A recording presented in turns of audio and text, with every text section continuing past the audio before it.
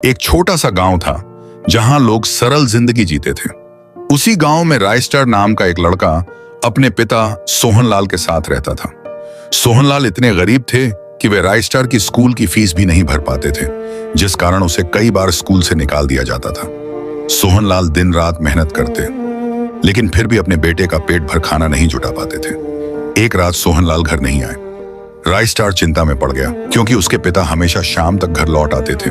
वह उन्हें ढूंढते ढूंढते एक जगह पहुंचा जहां उसने देखा कि उसके पिता किसी के जूते साफ कर रहे हैं और वह आदमी उन्हें डांटते हुए डंडे से मार भी रहा है। रायस्टार को बहुत गुस्सा आया, लेकिन अपनी गरीबी के कारण वह कुछ नहीं कर पाया और चुपचाप घर लौट गया। थोड़ी देर बाद सोहनलाल थके हारे घर आए। रायस्टार बोला, बैठो पापा, आज आपको कुछ करने की जरूरत नहीं है, मैंने खाना बना लिया है। सोहनलाल बहुत खुश हुए और बोले, तू मेरा सबसे अच्छा बेटा है।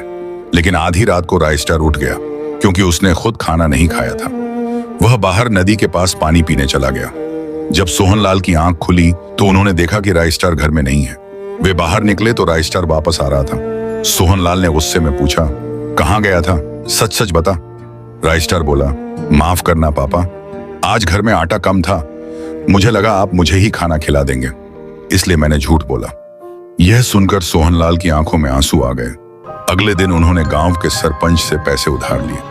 धीरे धीरे उन्होंने पूरे गांव से कर्ज ले लिया, सिर्फ अपने बेटे का पेट भरने के लिए। एक दिन रायस्टार बीमार पड़ गया। मजबूरी में सोहनलाल ने एक अमीर आदमी गोल्डन क्रिमिनल से 5 लाख रुपए उधार ले लिए। कुछ दिनों में रायस्टार ठीक हो गया, लेकिन 2 साल बीत गए और सोहनलाल किसी का कर्ज नहीं चुका पाए। एक दिन गोल्डन क्रिमिनल उनके घर आया और बोला, मेरे पैसे वापस करो, नहीं तो तुम्हें खत्म कर दूंगा। सोहनलाल ने कहा, मेरे पास अभी आधे पैसे हैं। उन्होंने 2 लाख रुपए दे दिए, लेकिन वह नहीं माना और उन्हें बुरी तरह घायल करके चला गया। रायस्टार बाहर आया तो उसने अपने पिता को घायल देखा। उसने रोते हुए पूछा, पापा ये किसने किया? सोहनलाल बोले, गोल्डन क्रिमिनल।